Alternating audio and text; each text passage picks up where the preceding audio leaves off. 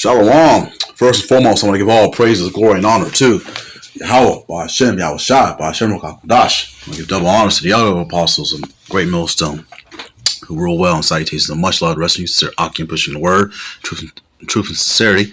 This is the cleric Isaiah coming at you with another lesson. I'm continuing in my lot to bring you my ongoing series from experts of Hollywood, this factory of perverseness, another observation of predictive programming, how art imitates life and vice versa. Just a reminder, the purpose of my videos is to show correlations. A correlation is an observation of a mutual relationship or connection between two or more things. I use movies to extract or extrapolate a narrative. I'm not glorifying the Hollywood culture or life, and I have a wide knowledge of films, whether they be foreign or domestic. I just use them as an example to bring out those similarities and those correlations. To quote Cecil B. DeMille, the greatest source of material for motion pictures is the Bible. I call this lesson brought to a lower state. The image I have on display is from a film I watched in my youth. Of course, being in its truth, I reflect on this particular series. Okay, let me get right into it. This is my personal favorite.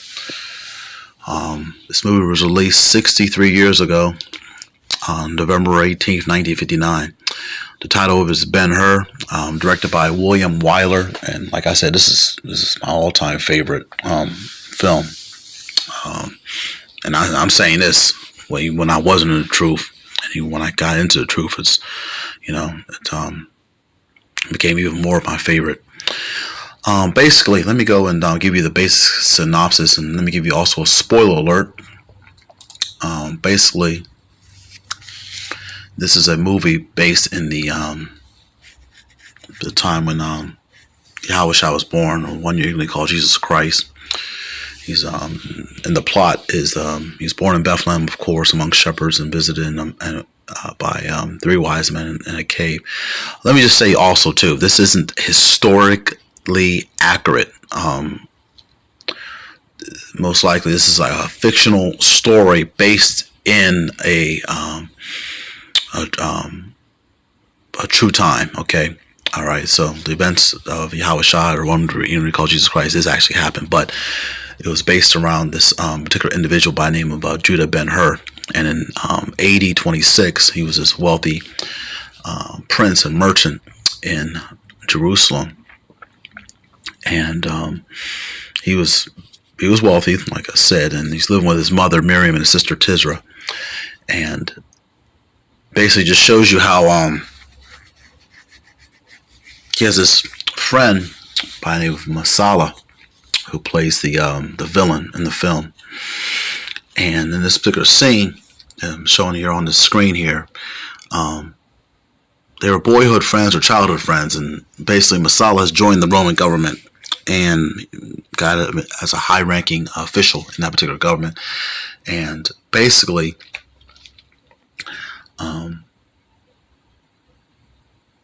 Masala wanted him, Judah Ben-Hur, played by Carlton Heston, to give up or name potential Roman rebels to the Roman authorities. All right, because as you know, if you're familiar with history, there was a Roman occupation in Jerusalem at the time, and this is basically just showing you how there was a little discord between the two nations. Ultimately, it goes back to Esau and Jacob. Okay, the Israelites versus the Edomites. Okay, but this movie really got into the fact that this particular individual, Judah Ben-Hur, played by Charlton Heston, he really wasn't he wasn't a part of the rebels. I mean, he basically heard about what was happening with the zealots and things of that sort.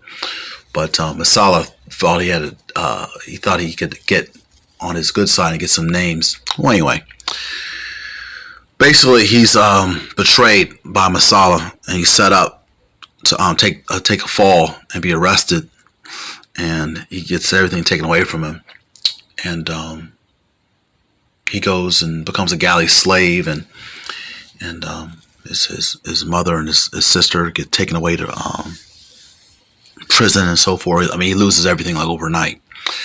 And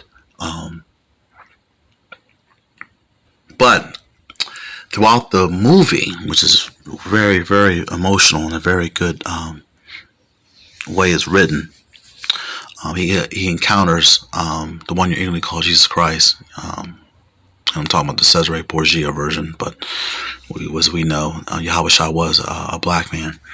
And this was a true story. Judah Ben-Hur would be a black man as well, because he was from the tribe of Judah, so he played Jew. But he encountered Yahushua on several points of the story.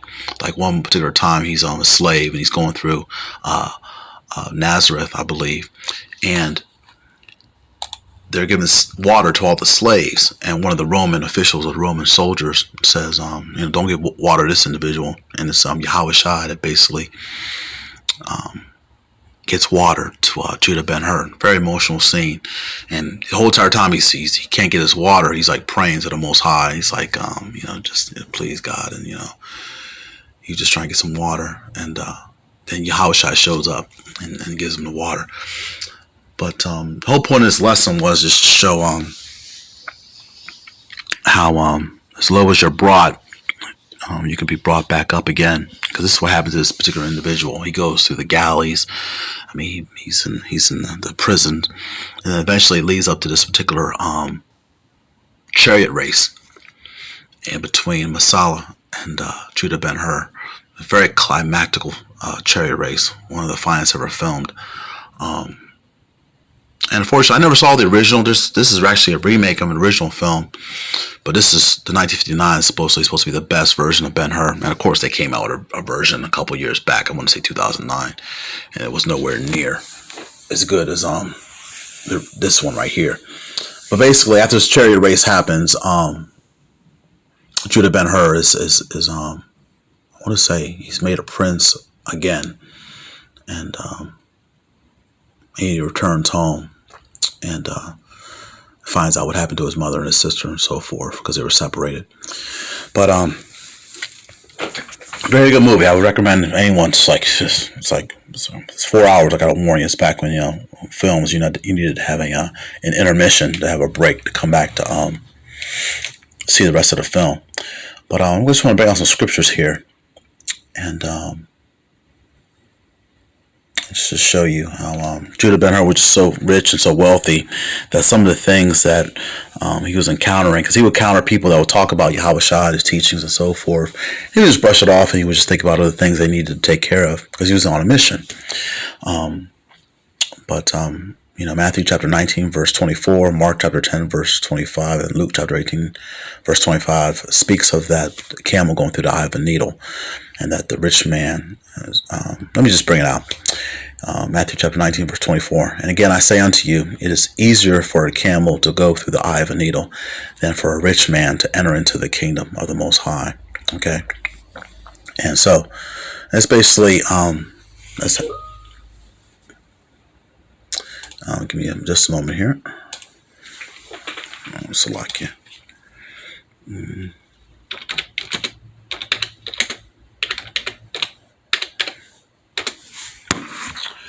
Basically, it was just this particular scriptures talking about how it's hard for a rich man to enter the kingdom of heaven, because you're not necessarily sighing and crying as much as somebody that doesn't have much. Okay, and it's hard for you to set your heart on the things that are above, or set your affection on the things that are above, which is the kingdom of heaven.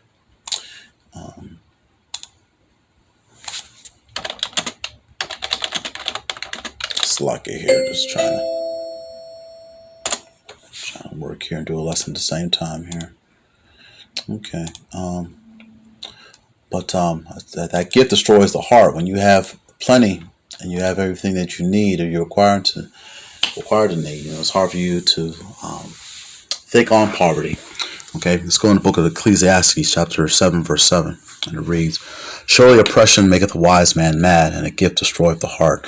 You see that? So when you see this film, you can see in the beginning where he has everything he needs. He has his servants, he has his slaves and so forth. He has his nice house. His mother's there, his sister, and everything's so beautiful and immaculate. And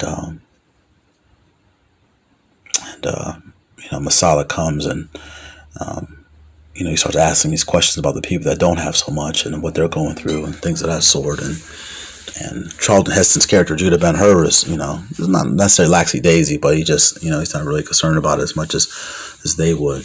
Okay. But hey, it goes to show you, the book of Sirach, Ecclesiasticus chapter 18, verse 25, just found this recently, and I needed to hear this, so I'm going to bring it out in this lesson. Ecclesiasticus or Sirach chapter 18, verse 25, and it reads, "When thou hast enough, remember the time of hunger, and when thou art rich, think upon poverty and need." Okay.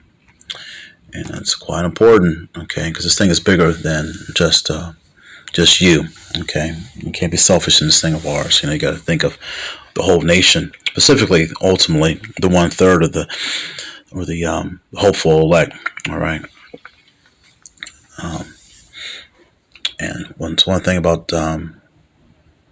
Judah Ben-Hur's character in this particular film, and I think I want to say this is probably, I like Charlton Heston, and he's my favorite actor, but I want to say that seeing him in this particular role, this is my favorite. He did good as, even if it's not biblically accurate, Ten Commandments, or even The Greatest Story Ever Told, or even Planet of the Apes, this one, he really shined. Okay. But he wasn't so patient when he was brought to that low estate. And he didn't necessarily take it cheerfully either. And if you go back into Sirach, we'll go to chapter 2, verse 4, and it reads, "Whatsoever is brought upon thee, take cheerfully, and be patient when thou art changed to a low estate." Okay, and this also prompted the title of this particular lesson. All right, because he was brought low. Like I said, he was brought down in the rags. Like he was in the gallows. He was in the bottom of the ship, rowing, and chained to oars. And so, like in those particular battles of that particular ancient times, if you were to be in the bottom of a ship while it's going to battle and your ship sank, hey, you sank with it. Okay, it wasn't your choice. Okay, so being in the gallows was not necessarily a good thing. And they show this particular scene where they're chaining up the slaves to the inside of the boat. And you see people, hollering and screaming and fighting and so forth. And that was their lot. That was what they had to do. But I'm going to end it on this, because I always like to end my videos on a good note with some type of silver lining. And there is light at the end of the tunnel. So in other words, there is a happy ending. Just giving you an idea of what we should be praying for. Just like King Solomon wrote in the book of Proverbs, chapter 30, verse 8, where he reads, "Remove far from me vanity and lies. Give me neither poverty nor riches. Feed me with food convenient for me." Okay. And you'll see too, it's a life lesson for Judah Ben-Hur in this particular movie, because it gets back to his particular position, but his immaculate house isn't the way it is anymore. There's vines growing in, there's dust all over the place, all the slaves and servants are gone, but he has enough to get him the things that he needs. And it also leads up to the point where he witnesses the crucifixion and so forth. But you gotta check out the movie for yourself. It's a really uplifting spiritual film. Like I said, I enjoyed it even when I was in the world, and it really resonated with me. So I hope it resonates with one of you brothers too if you check it out. Like I said, it's not biblically accurate, but if you have any background in history, what the story is telling you. I just wanted to share that. Lord willing, this lesson was edifying. I want to give all praise to Yahweh B'Hashem Yahushua, who gives me the strength and the spirit to continue to strive and endure in these last days. Shalom to the hopeful elect, and on to the next video.